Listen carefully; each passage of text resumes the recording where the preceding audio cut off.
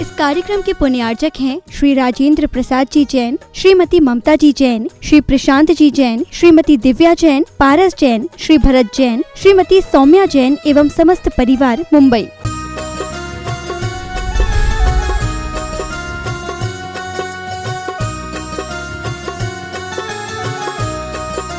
जय बोलिए देवाधिदेव खजागाट श्री आदिनाथ भगवान की जय जय जय।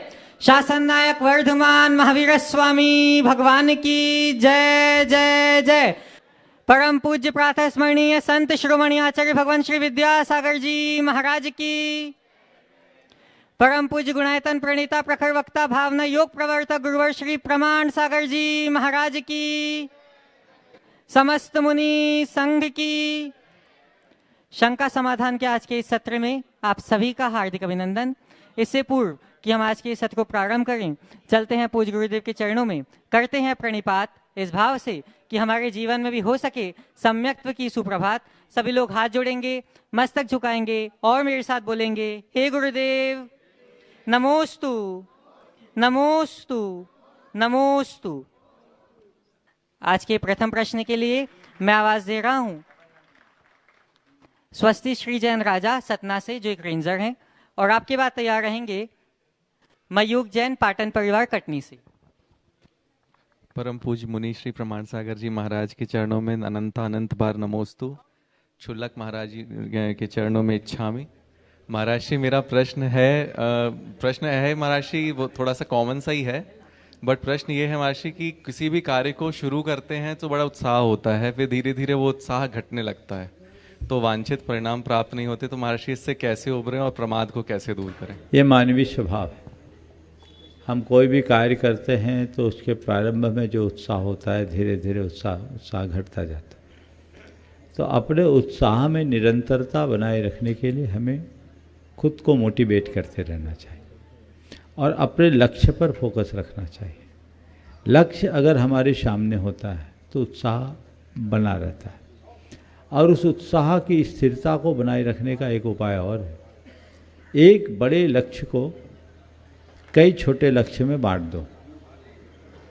जैसे एक उदाहरण देता हूँ, सम्मेद शिखर के पहाड़ की वंदना करनी है। हमारा लक्ष्य क्या है?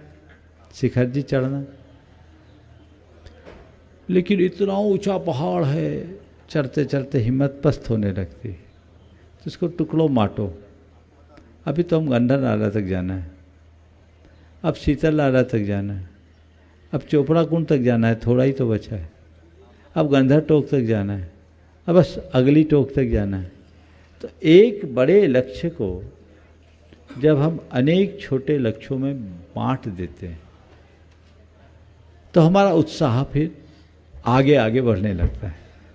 इसलिए किसी भी कार्य की निरंतरता को बनाए रखने के लिए खुद को मोटिवेट करें, एक लक्ष्य को अनेक लक्ष्यों में बांटें और लक्ष्योन्मुखी दृष्टि बना करके चलें, तो फिर कभी भी मन हतोत्साहित नहीं होगा। और कुछ ऐसे सूत्र वाक्य गुरुओं के अपने पास रख लें, जब मन हताश होने लगे, आजकल तो सबके पास सुविधा है, जेब से निकालो, दो ऐसी बातें सुन लो जो आपको अंदर से उत्साहित कर दे, रास्ता प्रशस्त हो। नमोस्तु महाराज श्री। मयूख जी अपना प्रश्न प्रस्तुत करेंगे और आपके बाद तैयार रहेंगी अनीता जैन उमरिया से। मुनिषी जी के चरणों में बारंबार नमोस्तु, क्षुल्लक जी के चरणों में बारंबार इच्छामि। मुनिषी जी, एक शब्द और एक रिश्ते की कीमत तभी पता चलती जब दोनों जीवन से निकल जाते हैं, एक मुंह से और दूसरा जीवन से। मुनिषी जी, हम शब्दों की अहमियत और रिश्तों की अहमियत को समझने के लिए जीवन में शब्दों और रिश्तों को कैसा तालमेल करे कि मैं आपका आशय समझ गया। आपके सवाल का भाव कुल ये है कि हम अपने वचनों का कैसा प्रयोग करें कि हमारे रिश्ते भी अच्छे बने रहे। देखिए, ये बात बिल्कुल यथार्थ है। हमारी बोली पर बहुत कुछ निर्भर करता है। एक कहावत है, बात ही हाथी पाइए, बात ही हाथी पाँव। कहावत यह है कि वचनों से ही हाथी पा लेते हैं और वाचनों से ही हाथी पाँव के नीचे आ जाते। ये क्या हुआ, एक राजा को अपना भविष्य जानने की इच्छा हुई।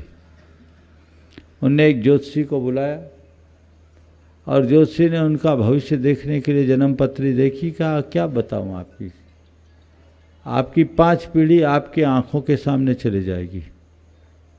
राजा क्षुब्ध हो उठा, कैसा ज्योतिषी है, इसको हाथी के पांव से कुचलवा दो। एक दूसरे ज्योतिषी को बुलाया, उसने जन्म पत्री देखी, वो थोड़ा अनुभवी और समझदार था। उसने कहा महाराज, आप जैसी पत्री का योग तो लाखों करोड़ों में किसी एक का होता है। क्या अद्भुत योग बना है, आपकी आयु का योग तो इतना है कि आपकी 5 पीढ़ियों की आयु मिला दूं तो भी वो कम पड़ जाएगी, इतनी लंबी आयु। ओह क्या बात, इसको एक हाथी दे दो। तो एक कहावत बन गई, बात ही हाथी पाइए और बात ही हाथी पाँव। कहने का आशय ये है कि व्यक्ति को अपने वचनों पर संयम जरूर रखना चाहिए और कोई भी शब्द बोलने से पहले उसके परिणाम को आंक लेना चाहिए। और इसके लिए व्यक्ति के अंदर जागरूकता चाहिए, और ये जागरूकता तभी होगी जब आप अपने सबकॉन्शियस में ये बात स्थापित कर दोगे कि मुझे सही बोलना है, मीठा बोलना है, मुझे सही बोलना है, मीठा बोलना है। बार बार दोहराओ और अपने अवचेतन मन में इसे बिठाल दो। तो जब भी मुख से कोई शब्द निकलने को होगा, अपने आप लगाम लगेगी, मुझे क्या बोलना और कैसे बोलना, किससे बोलना, तो फर्क पड़ेगा। नमस्ते महाराज। अनीता जी जैन उमरिया से, और आपकी बात तैयार रहेंगे। क्या नाम है? श्रीमती अलका जी जैन उमरिया से। नमोस्तु महाराज जी, नमोस्तु महाराज जी, नमोस्तु महाराज। इच्छामी छुल्लक जी, इच्छामी छुल्लक जी, इच्छामी छुल्लक। महाराज श्री, मेरा प्रश्न है, मौसम तो वक्त आने पर बदलता है, पर अपने तो कब बदल जाते हैं पता ही नहीं चलता है। अपनों वक्त आने से पहले अपनों की पहचान कैसे करें?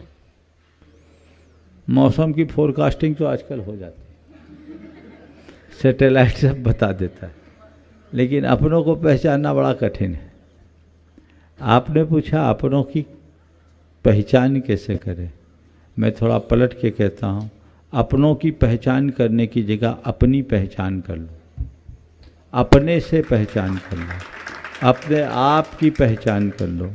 यदि अपने आप को पहचाने लोगे तो फिर कोई ना अपना होगा ना पराया, फिर किसी से कोई अपेक्षा ही नहीं होगी। आध्यात्मिक दृष्टि रखिए। जब अध्यात्म परक दृष्टि मनुष्य के हृदय में प्रकट हो जाती है तो उसकी सारी अपेक्षाएं समाप्त हो जाती हैं। फिर कोई अपना पराया नहीं होता और फिर कोई पाने खोने की बात नहीं होती। जीवन सहज स्मूथ बन जाता। नमोस्तु महाराज जी, नमोस्तु महाराज। श्रीमती अलका जी जैन उमरिया से, और आपकी बात तैयार रहेंगे ऋषि जैन उमरिया से। नमोस्तु महाराज जी, इच्छामी महाराज जी। महाराज जी, जब हम नए थे तब सिखाया जाता था, शिक्षा दी जाती थी, कायदे से रहो, बड़ों का सम्मान करो, नजरें झुका के रहो, मतलब मिलजुल के रहो सब में। अब कहा जाता है हम जैसों से समय के साथ चलो, समय के साथ चलो और एडजस्ट करो। तो महाराज जी, धार्मिक क्रियाओं में एडजस्ट तो है नहीं, जैन धर्म में तो एडजस्ट किया ही नहीं जा सकता। तो हम जैसे लोग कैसे धार्मिक क्रियाओं को एडजस्ट करें? एडजस्ट करो और कायदे से रहो, दोनों चीज़ें रहो। देखो, ये बदलते हुए सामाजिक मूल्यों का परिणाम है। समय काल के अनुसार चीज़ें बहुत बदलती है। आपने जो अपने आरंभिक जीवन की शिक्षा की बात की, बिल्कुल सही है। कायदे से रहो, नरजोश झुका के रखो, बड़ों का सम्मान करो, वो हमें आज भी करना है। आज के लोग जो कहते हैं समय के अनुसार चलो, एडजस्ट करके रहो, इसको भी हमें स्वीकार कर लेना चाहिए। आपने जो पूछा धार्मिक क्रियाओं में हम एडजस्टमेंट कैसे करें, एक सीमा में किया जा सकता है। कितना एडजस्ट करो जिससे तुम्हारे व्रतों में दोष न लगे। लकीर के फकीर मत बनना और इतना समझौतावादी मत बनना कि तुम्हारा उसूल ही चला जाए। अपने उसूलों को बचाते हुए यदि एडजस्टमेंट करके चलेंगे तो कोई हानि नहीं है। उतना ही एडजस्ट करो जितने में तुम्हारे व्रत सुरक्षित हो। नमोस्तु महाराज जी, नमोस्तु महाराज। ऋषि जी जैन अपना प्रश्न प्रस्तुत करें।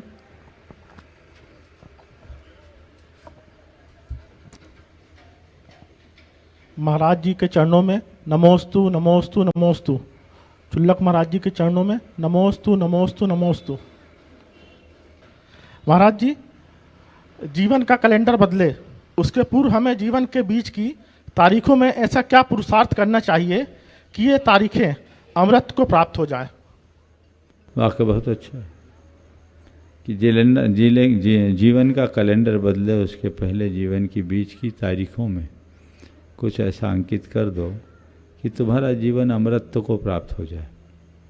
जिनका भी ये संदेश है, जिस आधार पर आपने एक सवाल किया, मैं उसके आधार पर कुल इतना ही कहूँगा कि कैलेंडर तो हर वर्ष बदलना है, और देखा जाए तो कैलेंडर की तारीखें हर दिन बदलती है। बस इसी से संदेश लो कि मेरे जीवन का हर दिन अंतिम दिन है और आने वाला हर दिन जीवन का नया दिन है। तो मैं अपने हर नए दिन को अपने जीवन के अच्छे दिन के रूप में परिवर्तित करना शुरू कर दूं, तो हमारी सब तारीखें अमृत को प्रदान करेंगी। नमोस्तु नमोस्तु नमोस्तु। ओम। परम पूज्य प्रमाण सागर जी महाराज जी के चरणों में 3 बार नमोस्तु नमोस्तु नमोस्तु। छुल्लक महाराज के चरणों में इच्छामी इच्छामी इच्छामी। मैंने 1 हफ्ते पूर्व ही उमरिया जिले के कलेक्टर का प्रभार लिया है, और ये मेरा परम सौभाग्य है कि 2 दिन पूर्व ही महाराज श्री स्वयं मुझे आशीर्वाद देने मेरे जिले की सीमा में पधारे। मुझे पूरा भरोसा है कि महाराज जी के आशीर्वाद की छांव के तले मैं इस जिले की जनता के लिए एक बेहतर सेवा, एक बेहतर कार्यकाल दे पाऊँगा। महाराज जी का आशीर्वाद वैसे ही हमारे साथ में है, और मुझे पूरा विश्वास है कि मेरे शुरुआती दिनों में ही महाराज स्वयं मुझे आशीर्वाद दे रहे हैं। जिले की 6.5 लाख जनता की तरफ से मैं उनका अभिनंदन करता हूं, वंदन करता हूं और नमोस्तु अर्पित करता हूं।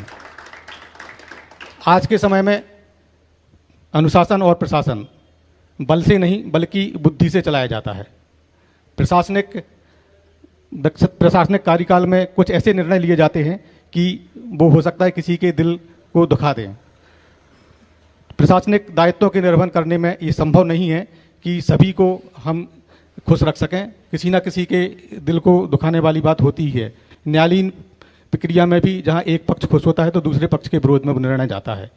और जैन धर्म में हम मानते हैं कि किसी प्राणी मात्र का दिल दुखाना भी एक पाप का बंध होता है। तो महाराज जी, मेरा प्रश्न ये है कि प्रशासनिक दायित्वों के निर्वहन में धर्म पर चलते हुए कैसे काम किया जाए कि किसी प्राणी मात्र का दिल भी ना दुखे और प्रशासनिक कार्य भी सुचारू रूप से संपन्न हो। नमस्ते। पहले तो मैं चाहूँगा एक बार जोरदार करतल ध्वनि से इनका अभिनंदन करें। ये धर्मेंद्र भाई एक IAS अधिकारी बाद में है, जिला अधिकारी बाद में है, एक अच्छे सच्चे और पक्के जैन श्रावक पहले बहुत वर्षों से ये जुड़े हुए हैं।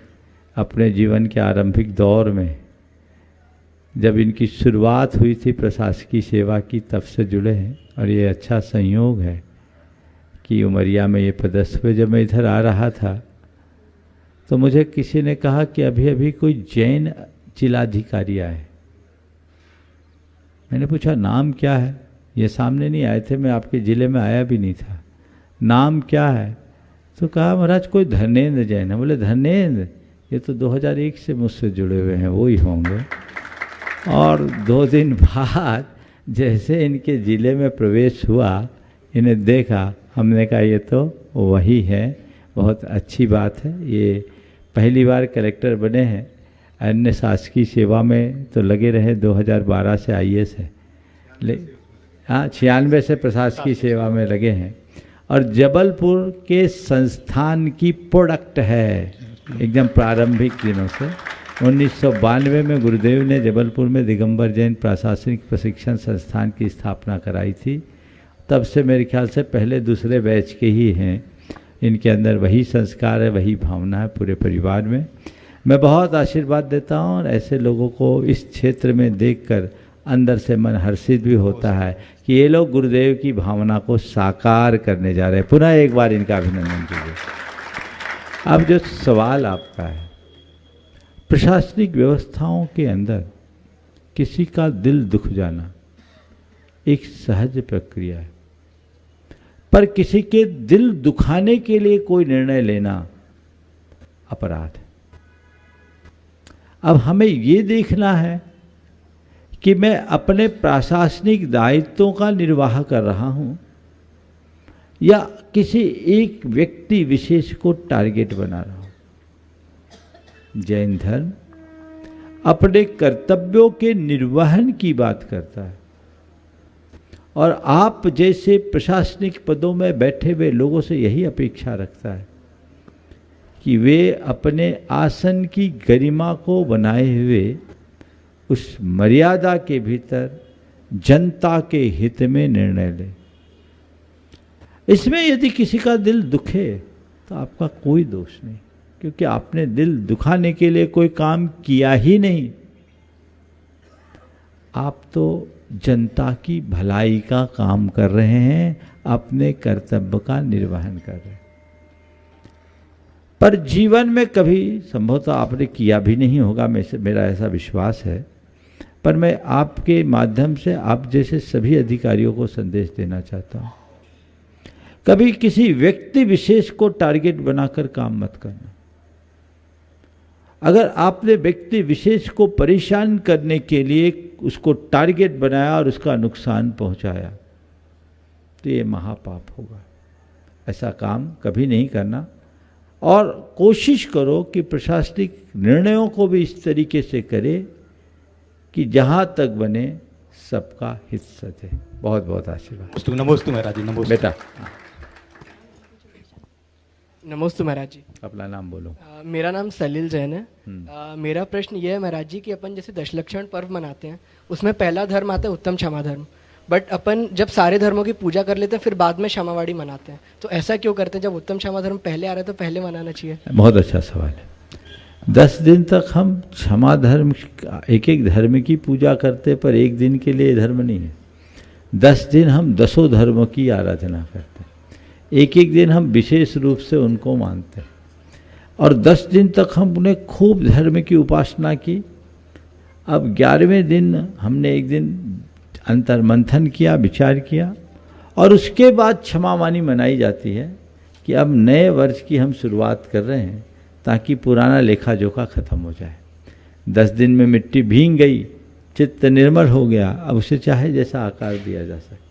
इसलिए 10 दिन धर्म से सींचने के उपरांत फिर एक दिन क्षमावानी करते हैं और उससे एक नई शुरुआत करते हैं। आप भी। हाँ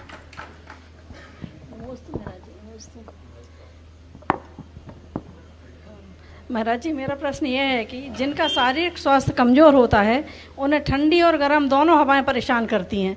गर्म हवा में लू लग जाती है और ठंडी हवा में जुकाम हो जाता है। उसी प्रकार जिनका आत्मिक स्वास्थ्य कमज़ोर होता है उन्हें निंदा और प्रशंसा दोनों ही परेशान करते हैं। निंदा की गर्म हवा में क्रोध की लू लग जाती है और प्रशंसा की ठंडी हवा में मान का जुकाम हो जाता है। तो गुरुदेव, मेरा प्रश्न है कि मेरा आत्मिक स्वास्थ्य मजबूत कैसे हो? बहुत अच्छा सवाल। आत्मिक स्वास्थ्य मजबूत होगा जब हम अपने चित्त को आध्यात्मिक खुराक देंगे। हर व्यक्ति को अपने आत्मिक सेहत के लिए आध्यात्मिक खुराक देना जरूरी है। आध्यात्मिक खुराक क्या है? स्वाध्याय, सत्संग, स्वात्म चिंतन, जिससे हमें इस बात का हर पल बोध हो सके मैं कौन हूँ, मेरा क्या है। आत्मा की अमरता, जीवन की नश्वरता का ज्ञान हो। ऐसा होने से न हमारे मन में दीनता के भाव होंगे, न अभिमान के, न हमारे मन में प्रशंसा की भूख होगी, न निंदा से क्षोभ। आध्यात्मिक चिंतन होना चाहिए। भावना योग व्यक्ति के जीवन की आध्यात्मिक उन्नति का एक सबल आधार बन सकता है। अगर ये प्रयास किया जाए तो उसका आध्यात्मिक स्वास्थ्य बेहतर हो। Digambar Jain social group royal Katni से अपने अध्यक्ष एवं संरक्षक अंकित जी जैन एवं अर्घन जी जैन बिट्टू के साथ यहाँ उपस्थित हैं। मैं चाहूंगा कि वे सामूहिक रूप से अपना प्रश्न प्रस्तुत करें। पूज्य गुरुदेव के चरणों में बारंबार कटनी का और हम सबका नमोस्तु। छुल्लक महाराज जी के चरणों में इच्छामी। पूज्य गुरुदेव, में हम सबकी एक शंका है कि इस बदलते परिवेश में छोटे बड़ों का सम्मान और बड़े छोटों से प्यार ऐसा क्यों कम हो रहा है? इस मंच के माध्यम से भी मैं सुनना चाहता हूँ और कटनी में मंच के माध्यम से भी हम सब सुनना चाहते हैं। पूज्य गुरुवर का चरण कटनी पड़े और शंका समाधान का कार्यक्रम कटनी में संपन्न हो, ऐसी हमारी परम भावना है। बिल्कुल ठीक। नमोस्तु महाराज। बहुत होशियारी से बात रखी। आपने पूछा है कि छोटे बड़ों का सम्मान कैसे करें और बड़े छोटों से प्यार कैसे करें। गुरुदेव का एक हाइकू है, बड़े छोटे पे वात्सल्य विनय से एकता पाए। बड़े छोटे पे वात्सल्य विनय से एकता पाए। बड़े छोटे के प्रति वात्सल्य रखें और छोटे बड़े का विनय बहुमान करें, तब घर परिवार हो या समाज इसमें एकता होगी। पहले हमें ये बातें गुट्टी में पढ़ाई जाती थी, सिखाई जाती थी।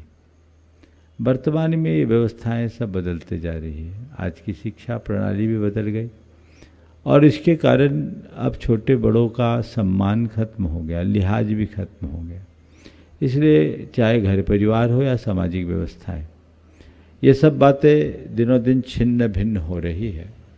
हमें इसके प्रति बहुत जागरूकता रखने की ज़रूरत है और इन्हें ध्यान में रख कर के ही हम कुछ अच्छा कर पाएंगे।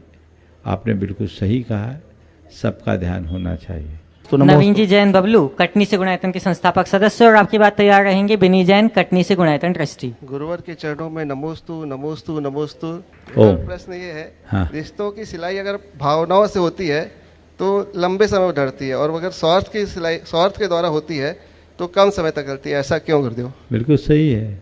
रिश्ते भावनाओं पर ही चलते हैं। रिश्ते का मूल ही भावना है। जहाँ एक दूसरे की भावनाओं का सम्मान और कद्र हो वहाँ रिश्ते टिकते हैं और जहाँ भावनाओं का सम्मान न हो वहाँ रिश्ते टूट जाते हैं। इसलिए स्वार्थ का खिंचाव तो रिश्ते में आना ही नहीं चाहिए। ओम। हाँ बिनी। बिनी जी अपना प्रश्न प्रस्तुत करें और आपके बाद तैयार रहेंगे गुरु जी के दासानुदास अनिल जी गड़ाकोटा। नमोस्तु नमोस्तु शुल्लक जी महाराज जियों को इच्छामी। गुरु जी मेरा प्रश्न ये है कि मतलब मेरा दुर्भाग्य है कि मैं कल बाहर जा रहा हूँ 10 दिन के लिए और आप लोग सब आ रहे हैं तो मुझे अच्छा नहीं लग रहा है, तो मुझे क्या करना चाहिए और लौट के आने के बाद 10 दिन का प्रोग्राम महाराज के पास कर लेना चाहिए। जी जी जी नमोस्तु नमोस्तु महाराज जी। गुरुदेव के दासानुदास परम गुरु भक्त अनिल जी गड़ाकोट अपना प्रश्न प्रस्तुत करेंगे और आपके बाद तैयार रहेंगे श्रीमती रानी जैन डिंडोरी से। मेरे आराध्य गुरुवर के चरणों में दासानुदास अनिल गड़ाकोटा का अनंत कोटि नमोस्तु। छुल्लक जी के चरणों में इच्छामी। हे गुरुदेव, इंसान बिना मुहूर्त के पैदा होता है और बिना मुहूर्त के मर जाता है, लेकिन अपनी सारी जिंदगी शुभ मुहूर्त के पीछे भागता रहता है, ऐसा क्यों? ऐसा इसलिए कि जन्म तय है, मरना तय है, बाकी चीज़ें तय नहीं है, इसलिए उसे तय करना पड़ता। समझ गया? जन्म तय है, मौत तय है, इसलिए कोई मुहूर्त की जरूरत नहीं। जो चीज़ें अभी जिसमें सस्पेंस है, जो निश्चित नहीं है, उसको तय करने के लिए मुहूर्त देखते। चलिए श्रीमती रानी जैन डिंडोरी से और आपके बाद तैयार रहेंगे श्रीमती मीना जैन डिंडोरी से। महाराज श्री के चरणों में बारंबार नमोस्तु नमोस्तु नमोस्तु। छुल्लक महाराज जी के चरणों में इच्छामी इच्छामी इच्छामी। महाराज जी, जो स्थावर जीव होते हैं जैसे पेड़ पौधे, इनकी हजारों वर्षों की आयु होती है, वहाँ पर वो कोई कर्म नहीं करते, तो उनको उस प्रयास से कैसे छुटकारा मिलता है? इसको संयोग बोलते हैं। जब जीव की होनहार अच्छी होती है, अपने आप उसे अनुकूल संयोग मिलते हैं और संयोग के परिणाम स्वरूप उनकी उन्नति होती है। नमोस्तु महाराज जी।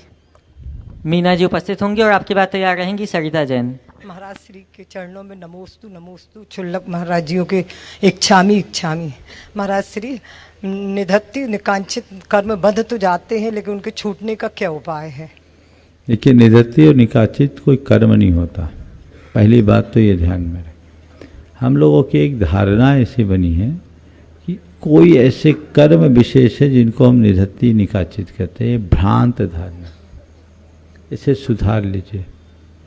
निधत्ती निकाचित कर्म नहीं है, कर्म के भीतर की एक अवस्था है जो सभी कर्मों में होती, और किन्हीं किन्हीं परिस्थितियों में कर्मों की ऐसी अवस्था बनती है जो हर आत्मा में रहती है, और इसका विनाश शुक्ल ध्यान की विशुद्धि से शास्त्रों की दृष्टि में 9वें गुणस्थान से होता है। लेकिन उसके कुछ अंश का विनाश जिनेंद्र भगवान की भक्ति से होता है। इसलिए जितना बन सके जिनेंद्र भगवान की जी भर करके भक्ति करे, जिससे उससे बचा जा सके। सरिता जी जैन अपना प्रश्न प्रस्तुत करेंगी और आपके बाद तैयार रहेंगे आशीष जी अनुज जी जैन कोतमा से। नमोस्तु महाराज श्री शुल्लक महाराज को इच्छामी महाराज जी, मेरी शंका है कि जब कोई बीमार होता है तो उसके कंडीशन में बहुत क्रिटिकल हो तो उसको संलेखना या दी जाती है, और उसका अगर समाधि मरण होता है तो उसके बाद उसका संस्कार किस तरह से होना चाहिए, ब्रह्मचारी जैसा, माताजी जैसा या गृहस्थ आश्रम जैसा? देखिए, संस्कार की कोई ऐसी व्यवस्था नहीं है। अगर आम गृहस्थ संलेखना लेता है और गांव शहरों में है तो उसको गृहस्थों जैसा भी संस्कार कराया जाता है, इसमें कोई हानि नहीं। आशीष जी जैन अनुज जी जैन कोतमा से, और आपके बाद तैयार रहेंगे शशांक जैन मोन्टू पाली से। महाराज श्री के चरणों में नमोस्तु नमोस्तु नमोस्तु। महाराज श्री, आपने कुछ दिन पहले प्रवचन दिया था महाराज जी, धर्म और धर्मार्थ। महाराज जी, धर्म तो हम लोग करते हैं, लेकिन महाराज जी धर्मार्थ कैसे बने, उसकी क्या परिभाषा महाराज जी? धर्म तो हम लोग अब बिहार में भी चलते हैं, पूजा सब करते हैं, अभिषेक वगैरह करते हैं, लेकिन धर्मार्थ की क्या परिभाषा महाराज जी? धर्मार्थ कैसे बने हम लोग? धर्मार्थ नहीं, धर्मात्मा। धर्मात्मा। अपनी आत्मा में धर्म को बसा दो। क्रिया का धर्म करने वाला धार्मिक, और विचारों में धर्म को अपना लेने वाला धर्मात्मा। तो मेरे प्रत्येक विचार और व्यवहार में धर्म हो, और धर्म की पहली परिभाषा ये कि मुझसे कोई अधर्म ना हो। मैं कोई भी क्रिया करूं, कोई भी व्यवहार करूं, किसी भी क्षेत्र में रहूं, इतनी सावधानी और सजगता रखूं कि मुझसे अधर्म न हो, तो जीवन का पथ प्रशस्त हो। शशांक जी जैन पाली से, और आपके बाद तैयार रहेंगे श्रीमान विमल जी जैन, गोल्डी जी, चंद्र कुमार जी अमरपाटन से। नमोस्तु महाराज जी, नमोस्तु। शुल्लक महाराज जी के चरणों में इच्छामी। महाराज श्री, जब बच्चा जन्म लेता है तो पता चलता है कि बच्चा का जन्म मूल योग में हुआ है, तो उसके लिए महाराज जी क्या दोष लगता है, उसका क्या निवारण? देखिए, मूल को वह ज्योतिष में बड़ा दोष माना जाता है, और तरह तरह के उपाय ज्योतिषियों के द्वारा बताए जाते हैं, पर हर महीने में एक दिन मूल नक्षत्र होता है, और उसमें जो भी होंगे उनका तो वैसा ही होगा। मुझे पता नहीं, मेरे को इसका कोई अनुभव नहीं, लेकिन एक प्रकरण मेरे सामने आया। एक बच्चा जो अक्सर बीमार होता था, 19 साल का हो गया, और कुछ न कुछ बीमारी लगी रहती थी। उनके परिवार के लोग परेशान होकर मेरे पास आए, बोले महाराज जिससे बोलते मूल में हुआ है, और मूल के चक्कर में हमने न जाने कितने प्रकार के ठटकर्म भी कर लिए, जिसने जो बोला वो सब अनुष्ठान किए, लेकिन ये ठीक नहीं हो पा रहा है महाराज, क्या करें? तो कभी कभी किसी के पुण्य विशेष से हम लोगों के भावों में वैसे विचार आ जाते हैं। मैंने कहा कोई मूल नहीं है, तुम जो डॉक्टर को दिखाया कोई निकलता, बोले कोई बीमारी निकलती नहीं पर बीमार रहता। हमने उनको कहा कुछ मत करो, कल्याण मंदिर विधान कर लो, और कल्याण मंदिर विधान करो, और उसके बाद भगवान की भक्ति करो, बच्चे को बोलो भगवान का अभिषेक रोज करे, सब ठीक हो जाएगा। उस बच्चे ने कल्याण मंदिर विधान पूरे परिवार के साथ संस्कृत में किया, और उस दिन का दिन है, ये 2010 की बात है, आज 2024 है। बच्चा बिल्कुल ठीक है, शादी हो गई, बच्चे हो गए, सब कुछ ठीक ठाक हो रहा है। अब मुझे नहीं मालूम कि कल्याण मंदिर के पाठ से ऐसा हुआ, मैं तो ये मानता हूँ कि उस व्यक्ति की मानसिकता बदल जाने से ये सब कुछ हुआ। तो मानसिकता बदलनी चाहिए, इन सब चीज़ों से अप्रभावित रहने की कला विकसित करनी चाहिए, अपने आत्मविश्वास को बढ़ाना चाहिए। यदि आत्मविश्वास बढ़ा करके चलोगे तो कोई मूल नहीं रहेगा, नहीं तो मूल में ही झूलते रहोगे, वही तुम्हारी भूल होगी। नमोस्तु महाराज। विमल जी जैन, गोल्डी जी एवं चंद्र कुमार जी अमरपाटन से। और आपके बाद तैयार रहेंगे सुरेंद्र जी जैन पाली चरणों से। में मेरे परिवार तथा गोल्डी भैया चंद और मंगल विहार टीम की ओर से त्यौहार नमोस्तु छुल्लक महाराज जी के चरणों में इच्छामि इच्छामि इच्छामि। महाराज जी, जैन धर्म में 24 तीर्थंकर होते हैं, हम सभी उनकी आराधना करते हैं, फिर भी उनमें 24 तीर्थंकरों में से किसी एक पर हमारा ध्यान केंद्रित हो जाता है और हमें एक ही तीर्थंकर सबसे अच्छे लगने लगते हैं। तो क्या ऐसा करना गलत हो सकता है? बिल्कुल गलत नहीं है। 24 में से किसी एक को मानो तो कोई बुरा नहीं, 25वें को मानोगे तो खतरा है। नमस्ते। और एक बात, 24 में कोई एक अच्छे लगे तो भी कोई बुरा नहीं, पर बाकी बुरे नहीं लगने चाहिए। नहीं, बाकी बुरे ना लगे, नहीं इसका ध्यान रखें। बहुत बढ़िया। सुरेंद्र जी जैन पाली। और आपके बाद तैयार रहेंगे अपूर्व जी जैन उमरिया। नमस्ते महाराज जी। महाराज जी, मैं अंतराय को समझना चाहता हूँ। जो भोजन लेने से गुरु को अंतराय आता है, उससे साधु को क्या नुकसान होता है, ताकि भविष्य में हम लोग आहार दें तो थोड़ा सा और ध्यान रखा जाए, ये गलती ना हो। देखिए, अंतराय तो साधु को नुकसान क्या, आप तो देख रहे भोजन ही नहीं लेंगे तो शरीर पर जो असर होना होता है। बाकी साधु को नुकसान नहीं होता, फायदा होता, उसके कर्म करते हैं। साधु अगर अंतराय होता है तो इस बात को लेकर क्षोभ नहीं करता कि आपने हमको गलत तरीके से आहार दे दिया, बल्कि वो इस भाव को लेकर अपने अंदर संतोष और प्रसन्नता का अनुभव करता है कि चलो इस निमित्त से मेरे कर्म कट गए। लेकिन गृहस्थों को चाहिए कि साधुओं के आहार दान के समय सावधानी रखें, भीड़ भाड़ न करें, देख सोच कर आहार दे। यदि सावधानी रखें तो 80% अंतराय टल सकते हैं। ये आप सबको ध्यान रखना। जैसे महाराज जी, जैसे बाल चला गया मान लो बॉडी में, तो वो क्या नुकसान कर, कितना? बॉडी में चला गया नहीं, बाल को शरीर का मल कहा जाता है, तो हमें अंदर जाना ही नहीं चाहिए। उसमें उसे मल कहने के कारण वो अशुद्ध माना जाता है, इसलिए अंतराय करते।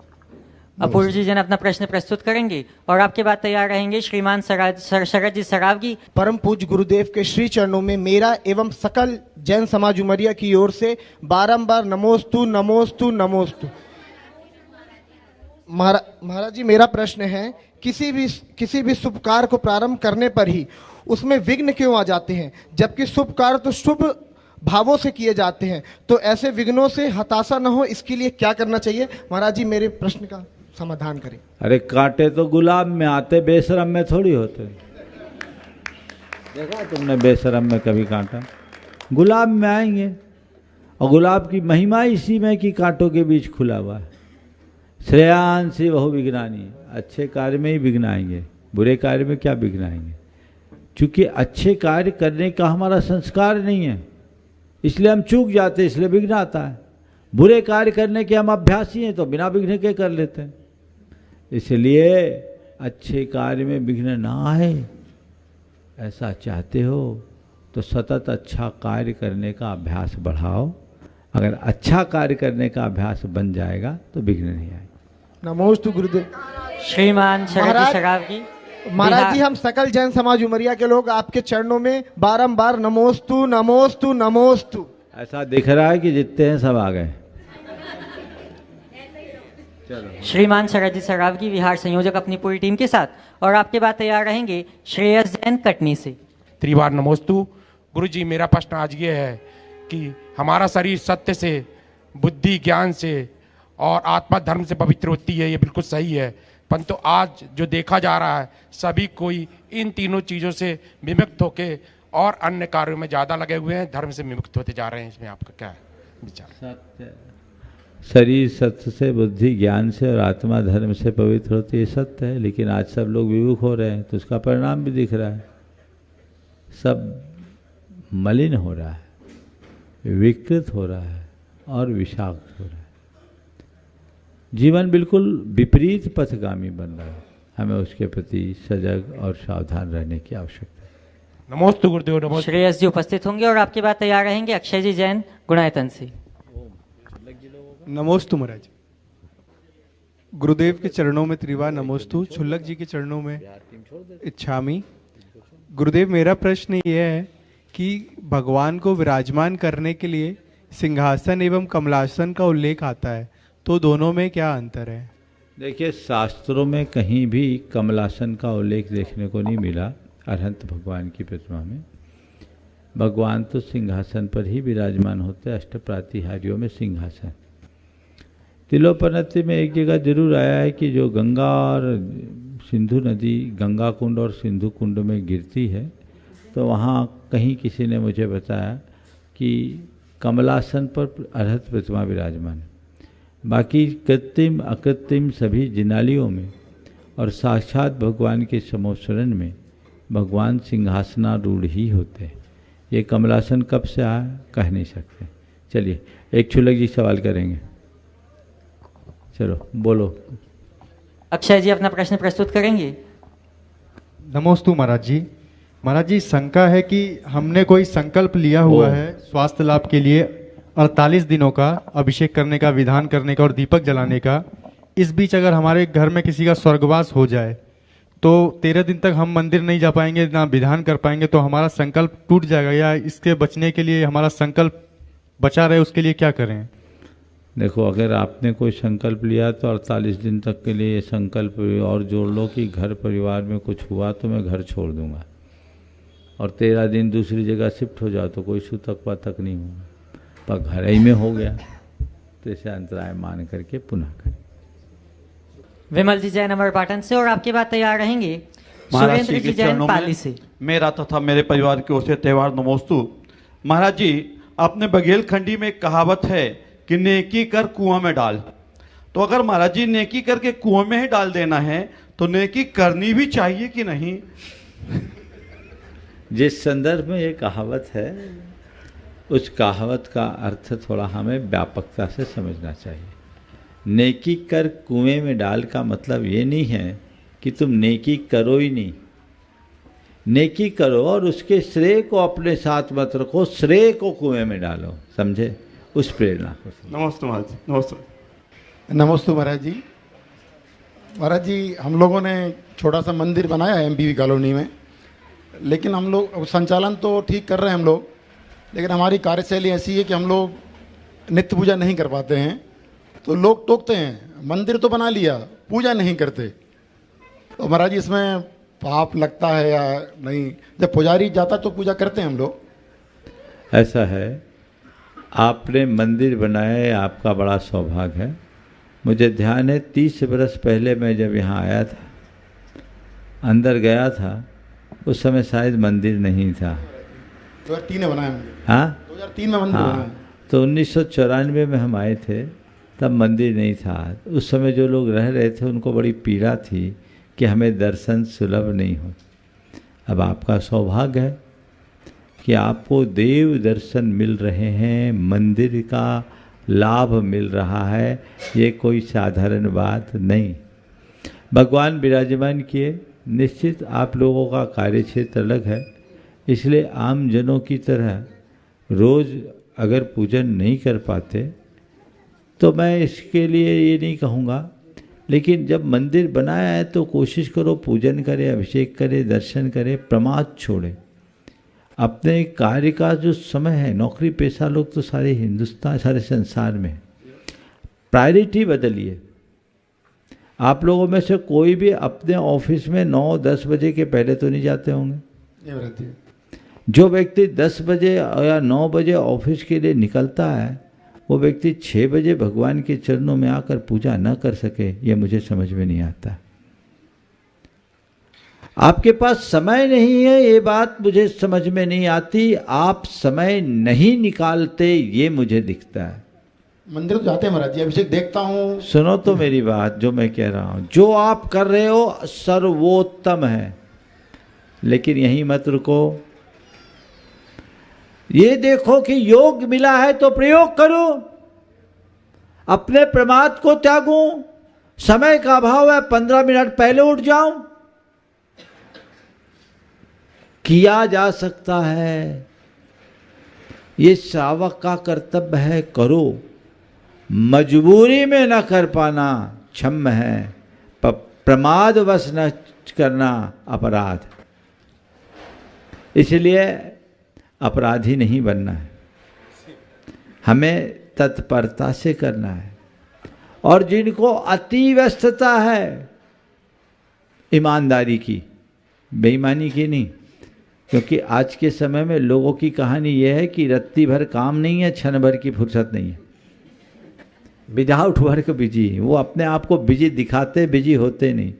फिर भी यदि अति व्यस्तता है, आपने भगवान के चरणों में अर्घ अर्पित कर दिया, यह भी पूजा है। देव दर्शन सुलभ है और तुम दर्शन ना करो, भगवान के चरणों में अपनी श्रद्धा का अर्घ अर्पित न कर पाओ, तो तुमसे बड़ा अभागा और कौन होगा। अभी एक मंदिर में एक वाक्य लिखा था, घर से मंदिर यदि दूर लगे,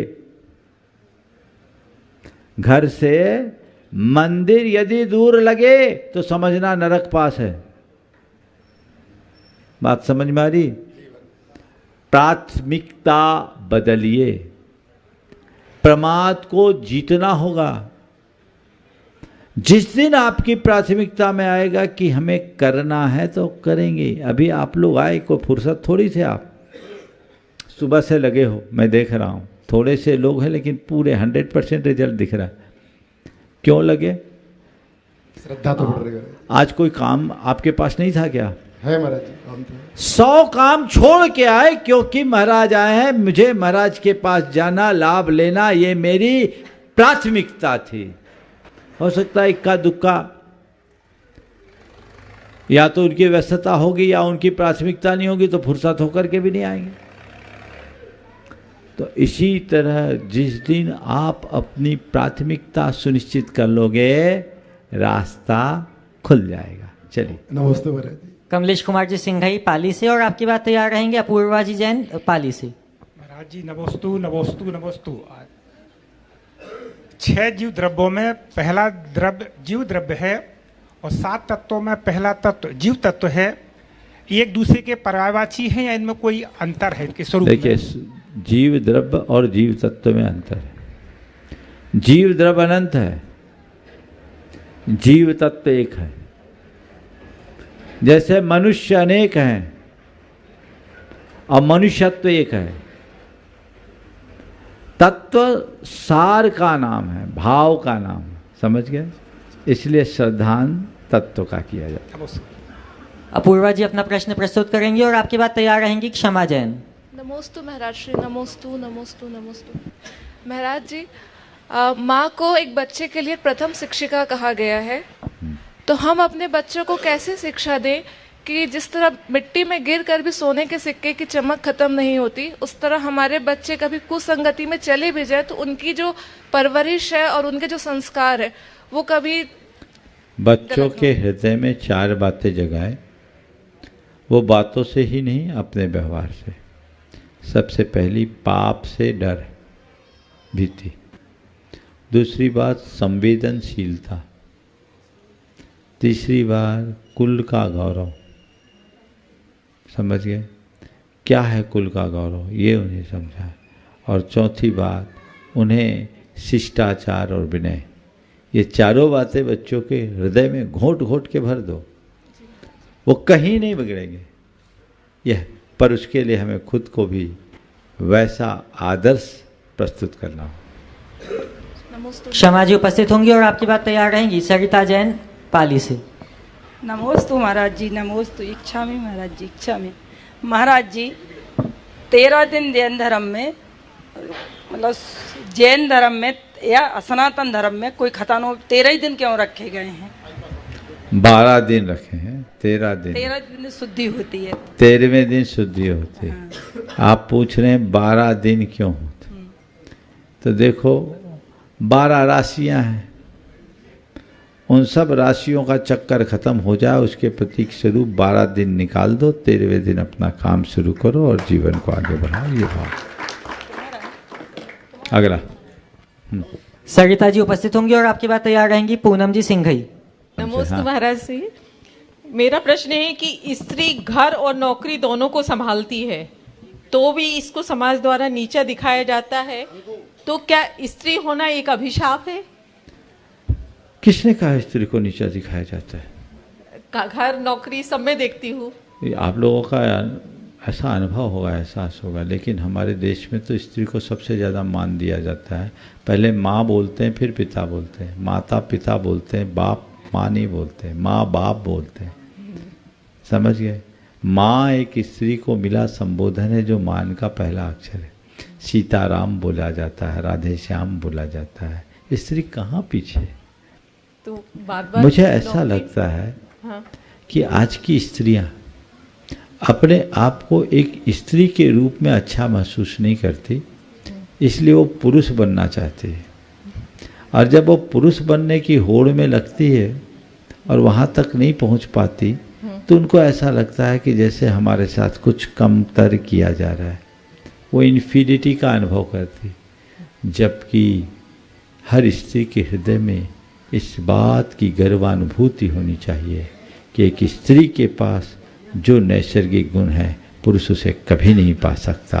स्त्री को दो कुल का दीपक कहा गया, पुरुष तो एक ही कुल का दीपक होता है। ये सौभाग्य आपको मिला है, तो अपने स्त्रीत्व में गौरवान्वित होइए, नार्योचित कर्तव्यों का पालन कीजिए, जिससे जीवन को बेहतर बनाया जा सके और अच्छा हो। काम काजी होना बुरा नहीं है और घर की व्यवस्था दोहरी जिम्मेदारी है, लेकिन इसका आनंद अनुभव में ले, ये मानकर कि ये मेरा दायित्व है, ये मेरा कर्तव्य है। नमस्ते महाराज श्री। पूनम जी सिंघई राजिम से, और आपके बाद तैयार रहेंगी डॉक्टर प्रियंका जैन शहडोल से।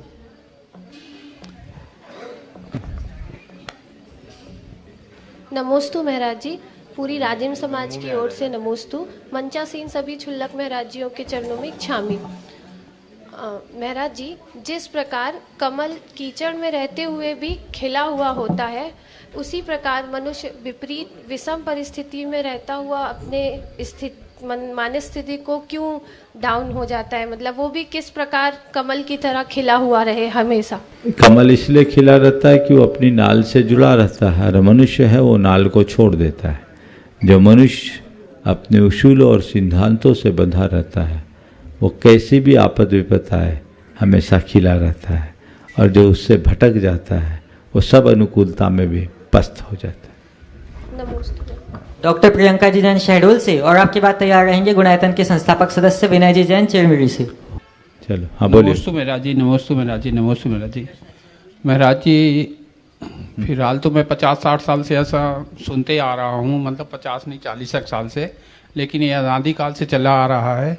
मनुष्य जाने के बाद अपने आप को स्वर्गीय लिखता है, तो सभी तो स्वर्गीय नहीं होते होंगे, तो ये मीठा सत्य है या सफ़ेद? ये भारतीय संस्कृति की विशेषता है कि दुख में संवेदना देनी चाहिए।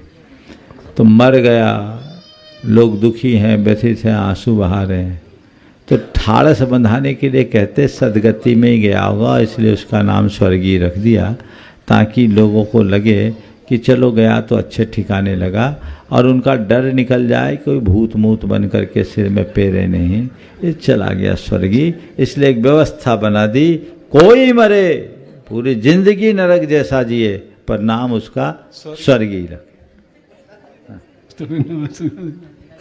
आभा जी गढ़वाल अपना प्रश्न प्रस्तुत करेंगी। गढ़वाल, अच्छा। महाराज जी को कोटि कोटि प्रणाम। मेरा ये प्रश्न है महाराज जी कि सुबह तो हम पूजा पाठ करते हैं, लेकिन उसके बाद जो कर्म करते हैं उसमें हमें ईश्वर का ध्यान इतना नहीं रह पाता, ऐसा क्यों होता है? ऐसा इसलिए होता है कि हम अपने ईश्वर को मंदिर में सीमित कर रखे हैं। हम मानते हैं कि ईश्वर तो हमारे मंदिर में बैठा है, बैठे रहो, सवेरे फिर हम आपसे मुलाकात करेंगे।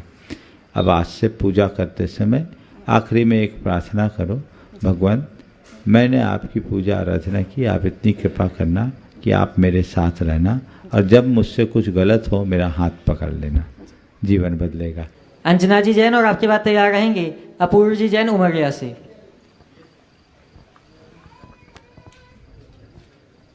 नमोस्तु महाराज जी, नमोस्तु महाराज जी। इच्छा भी चुला जी, इच्छा भी। महाराज जी, मेरा प्रश्न मेरी भतीजे के लिए, बेटी के लिए है और मेरी बहन के बेटा के लिए है। वो भतीजी की बेटी 3 साल की हो गई है, वो बोलती नहीं है, हूँ हाँ इस टाइप से करती है। तो उसने बोला चाची आप मेरे लिए, हितांशी के लिए पूछिएगा महाराज जी से क्या उपाय किया जाए। ये भावना भाई है, कई बच्चे हैं जिनका लेट प्रोग्रेस होता है, हो सकता है वो आगे बोले। आशीर्वाद दीजिए। परम पूज्य जी जैन, और आपकी बात तैयार रहेंगे अक्षय जी जैन गुणायतन से। परम पूज्य गुरुदेव के चरणों में सकल जैन समाज उमरिया की तरफ से 3 बार नमोस्तु नमोस्तु नमोस्तु। महाराज जी मेरा प्रश्न है, स्वप्न में अगर जिनेंद्र भगवान के दर्शन कर रहे हो, उस समय भगवान की आंखें खुलती हुई दिखाई दें तो इसका क्या फल है, कृपया मार्गदर्शन दें।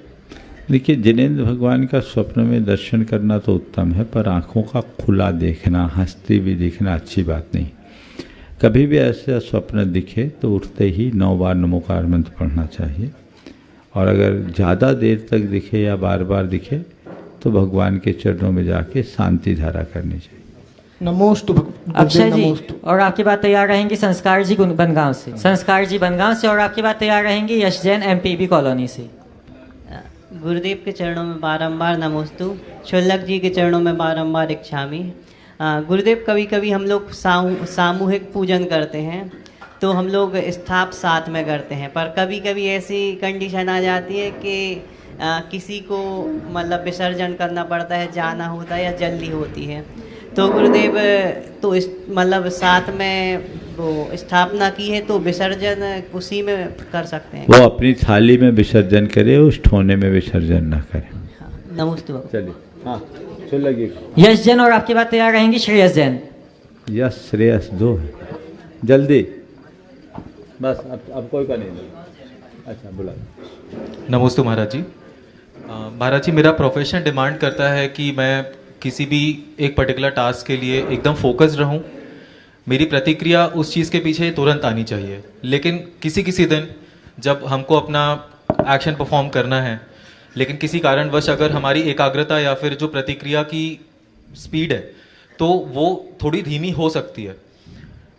किसी भी चीज़ को तुरंत उसके तरफ अपना फोकस शिफ्ट करना और अपनी प्रतिक्रिया तेज करना, उसके लिए महाराज जी मेडिटेशन क्या एक सॉल्यूशन है, या फिर हमको कुछ अपने मन की एकाग्रता को मेंटेन करने के लिए कुछ? मुझे जैसा याद ध्यान है, रास्ते में बताया, शायद तुम पायलट हो जी। बहुत अच्छी बात।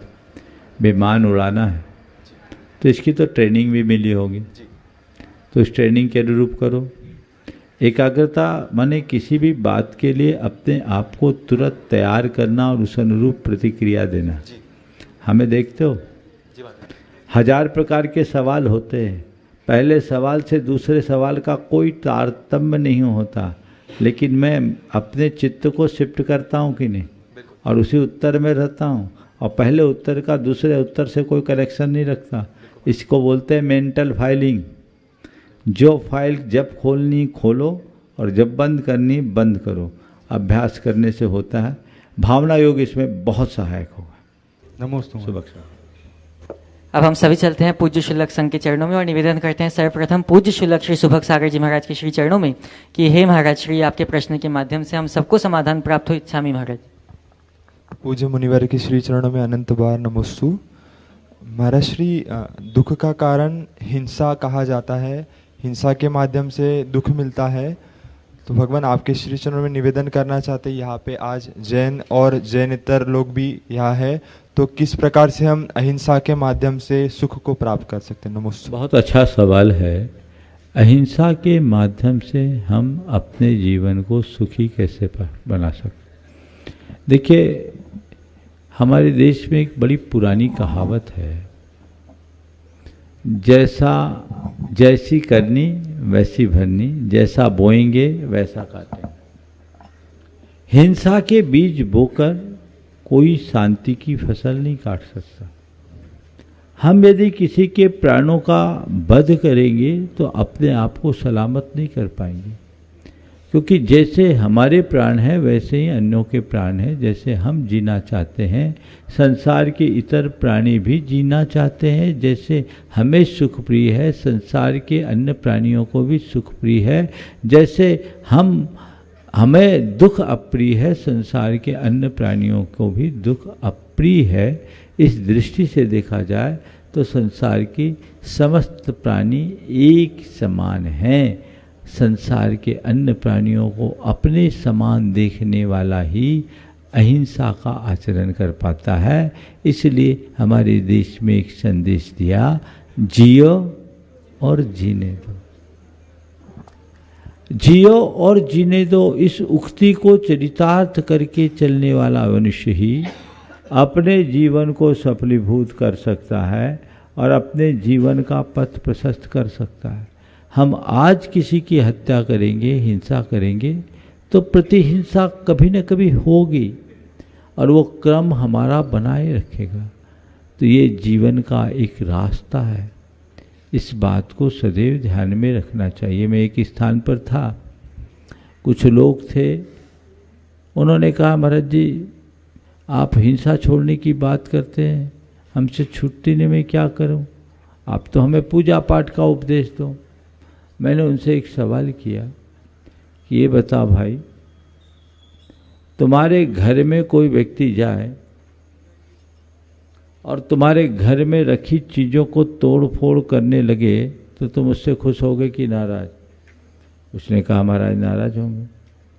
तो मैंने कहा अच्छा ये बताओ, ये संसार परमात्मा का घर है कि नहीं? बोले है।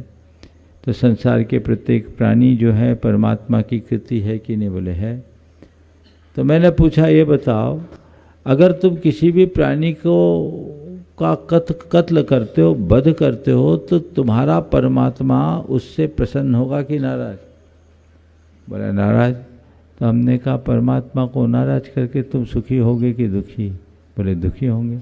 तो हमने कहा एक तरफ तो तुम परमात्मा की पूजा करते हो और दूसरी तरफ जीते जागते परमात्मा का वध करते हो, ये तो उल्टी गंगा बहाने वाली बात है। जब तक ऐसा होगा तो जीवन कैसे चलेगा? अपने जीवन को अच्छा बनाना है तो हम भगवान की पूजा करने में भले चूक जाए चलेगा, लेकिन किसी जीते जागते भगवान की हिंसा न करे। हर प्राणी में वही परमात्मा है, इस बात को स्वीकार करें। हर प्राणी में उसी परमात्मा का वास है। जो इस बात को स्वीकार कर पाते हैं वे ही अपने जीवन को धन्य कर पाते हैं। इसी क्रम में निवेदन है पूज्य शुल्लक श्री चिद्रूप सागर जी महाराज के श्री चरणों में कि हे महाराज श्री, आपके प्रश्न के माध्यम से हम सबको भी अपने चित्त स्वरूप के दर्शन हो पाए। इच्छामी महाराज जी। पूज्य मुनि श्री के चरणों में बारंबार नमोस्तु। महाराज जी एक पंक्ति प्राय कई बार सुनी थी कि किसी व्यक्ति को अपने जीवन में आगे बढ़ना है तो उसे ना करना आना चाहिए, मना करना आना चाहिए। तो माँ जी मना करने का और आगे बढ़ने का क्या संबंध है? नमोस्तु। आगे बढ़ने के लिए मना करना आना चाहिए। मैं इसे और संशोधित कर देता हूँ, आगे बढ़ने के लिए मना करना भी आना चाहिए और ज़रूरत पड़ने पर मनाने की क्षमता भी आनी चाहिए। मना भी करो और सामने वाले को मना भी लो, लेकिन एक बात ध्यान रखना, हर काम में मना करोगे तो आगे नहीं बढ़ पाओगे। कई जगह मानने की भी ज़रूरत होती है। औचित्य को देखते हुए जो मनुष्य चलता है वही अपने जीवन में सफलीभूत होता है। बोलिए परम पूज्य आचार्य गुरुवर श्री विद्यासागर जी महाराज। परम पूज्य गुरुवर श्री प्रमाण सागर जी महाराज की। इस कार्यक्रम के पुण्यार्चक थे श्री राजेंद्र प्रसाद जी जैन, श्रीमती ममता जी जैन, श्री प्रशांत जी जैन, श्रीमती दिव्या जैन, पारस जैन, श्री भरत जैन, श्रीमती सौम्या जैन एवं समस्त परिवार मुंबई।